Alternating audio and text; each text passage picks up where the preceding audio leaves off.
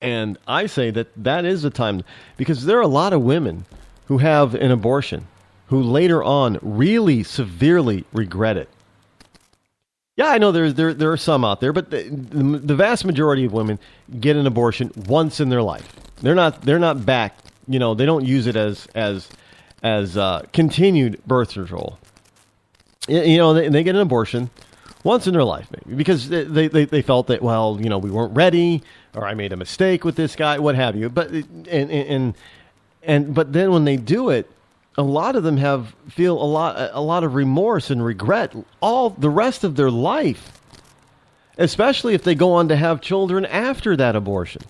Can you imagine the guilt that some women actually carry around with them?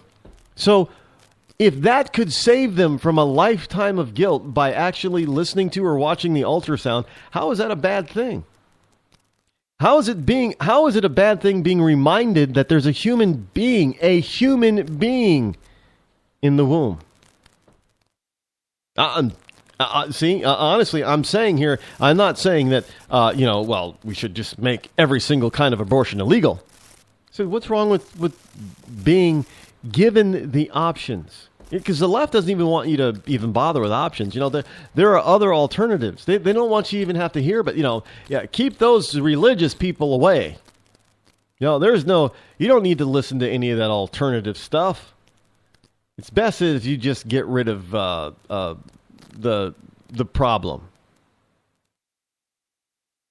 Folks, Margaret Sanger, who's the founder of Planned Parenthood, she was all about, this eugenics movement. It wasn't called eugenics back then, but she was all about the eugenics. She was all about controlling certain undesirable population, meaning blacks, and population as a whole through means of killing unborn children. And she even pretty much said in one fashion or another, or one form or another, people who consider elevating their family through by killing a family member should be proud of themselves. But she understood it way back then that an abortion was actually killing a human being. And then you have people like Obama who praise Margaret Sanger and Planned Parenthood. Oh yeah, they were, Planned Parenthood. They're doing the, if you listen to them on the left, they're doing the Lord's work over there. Yeah, I don't think the Lord is out there trying to, systematically eliminate African Americans. What I find interesting is that some African Americans that I talk to about this particular issue, is they say, well, why do we want to create more poverty? I'm like, what do you mean create more poverty? Actually, we're the ones creating the poverty. We have to take responsibility for ourselves. And I said, right now, we're on the decline. And their argument is, well, we're getting a bigger and bigger population, so there are a lot of folks who are losing percentage-wise. I said, it's not just percentage-wise. Why don't you do me a favor before you try to argue a point with me? Why don't you go and start looking at the live birth rates of African Americans in this country, starting back from, let's say, 1980, going forward, and then look at the population, the actual population listed of African Americans by the Census Department. Go back to 1980, and they can see a marked decline in African Americans. Just as the marketed increase in abortions of African American babies goes up. So there's this crossing line in that now the African Americans in this country are on a negative growth rate. We're on a decline. In other words, there are going to be fewer blacks alive in 20 years than there are today. And part of the reason is that actually the truth is that in some cities and some neighborhoods, more black babies are actually aborted than are born alive. So this notion that Mr. Walker, Governor Walker, is suggesting that we force, mandatory. Hey, you want an abortion? Why don't you have this this ultrasound first. Why don't you see your baby first before you decide to kill it? They're not saying you can't go ahead and go through. Look, if you're going to be that cold-hearted, you might as well be able to see it. Rod, what if there's a medical... Well, obviously, if there's a medical condition with the mother or the life of the mother, she's not... especially if it's an emergency, there's not going to be any time to do that. Fully understood. But in most other cases, when there's time... And the mother's just using it as a birth control method? What is wrong with reminding the mother and hopefully the biological father that it's not just, I'm not just saying this should be a woman's responsibility. No, that father's responsible too. Look, it took two to make the kid. It's going to take two to raise the kid, plain and simple. But, bring the biological father in on this. Make sure that they understand this is another human being, not just something they can throw away in the trash.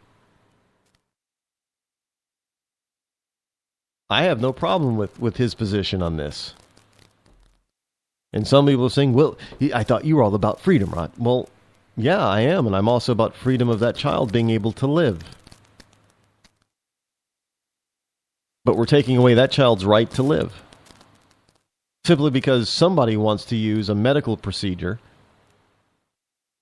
to eliminate that life simply because they don't want to be bothered and they want a post-sexual intercourse, contraception procedure. The time to think about contraception and not getting pregnant is before you have sexual intercourse, not after. Not that child's fault that you created them. Not at all. So why are you punishing the child? I think Governor Walker has a grand idea about making people aware that other people are going to be affected by this decision. Because the left will have you believe, oh no, the only person who's going to be affected is the mother, and she is going to be fine. That's not the case. That baby's going to be affected. Maybe the biological father is going to be affected. Maybe if other people around you who know that you're pregnant, the grandparents, potential maybe they're going to be affected. There's going to be a lot of people affected. Your greater community. And who knows what that child can, considering, do you think of all the babies that have been aborted since Roe v. Wade in 1972? Do you think maybe one of those kids could have come up with something fantastic that the rest of us, like maybe they could have been another Steve Jobs or something? I don't know. We'll never know. So we've all been affected by not having certain numbers of people be a part of our lives in our community. That's huge. It's huge. And people need to fully understand and weigh the full aspect and cost of what they're about to do. We shouldn't be making abortion easier. We should be making it so people think about it much harder and much more than we currently do. Especially if we're not going to, get rid of it at all.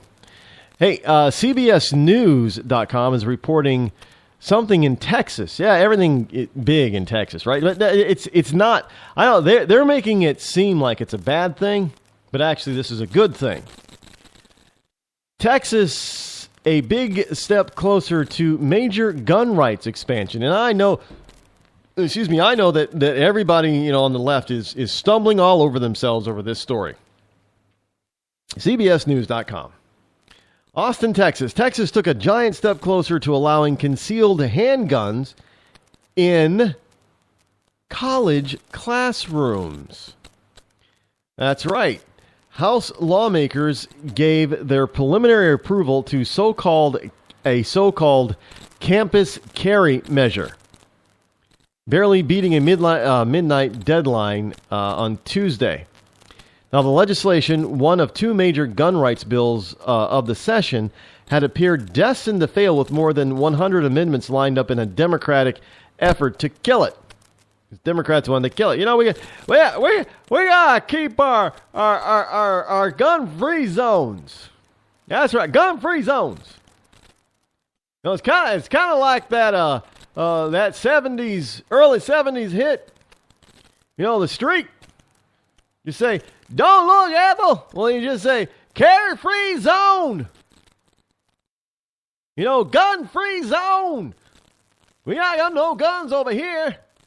So that tells the criminals, hey, yeah, let's go over here. No guns over there. Nobody's over there is going to be carrying and firing back at us if we fire at them. So, hello, let's go over there. When it comes to terrorism, where do you think terrorists are going to hit? Or do you think the terrorists are really going to go and hit a fully armed military base? Or are they going to pick a college campus, maybe a large one, where nobody's allowed to have a defensive weapon on them? I don't know. We may not think that, terrorists are all that bright, but they're not all that stupid. Look, they took over an airplane pretty easily because they knew nobody was going to fight back.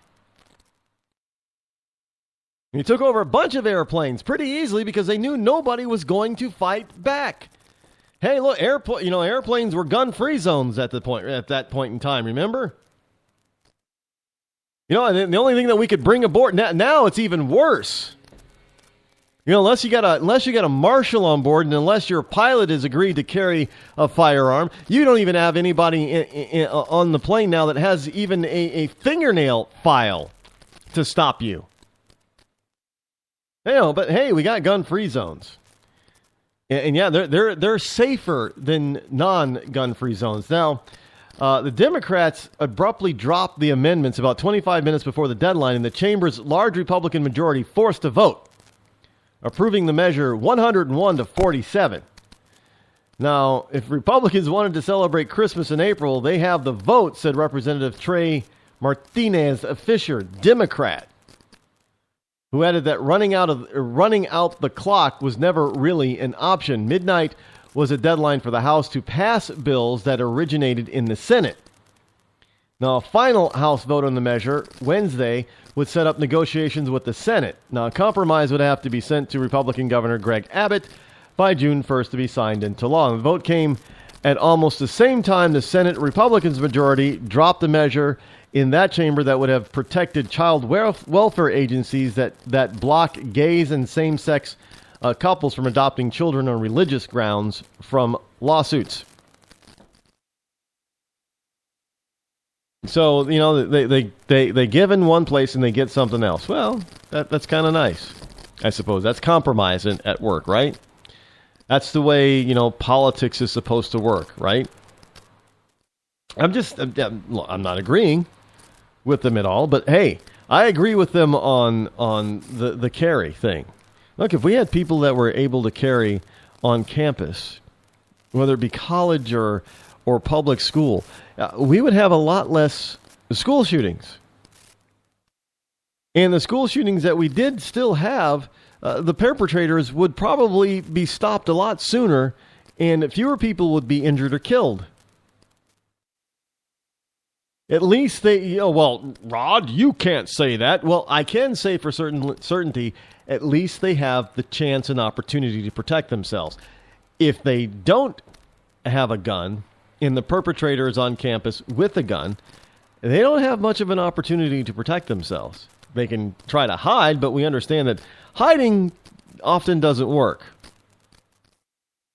because they'll just bust in or shoot in a door or a window and make entry, and then there you go. And then now they're all sitting ducks. It's like a duck shooting gallery.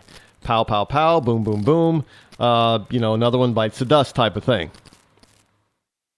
That's not what we want. Now, just throw in terrorists in the mix. And we know that we have terrorist cells in the United States. Why don't we start making it a little bit more difficult and a little bit more dangerous for them to operate? Since they're already here, let's just make it a little bit more difficult and a little bit more dangerous for them to operate. Then, if they feel that they can't successfully, promote an attack, then they probably won't attack. That's just, common sense. And yeah, to a certain degree, terrorists do have a little bit of warfare common sense. You can't win if you aren't able to successfully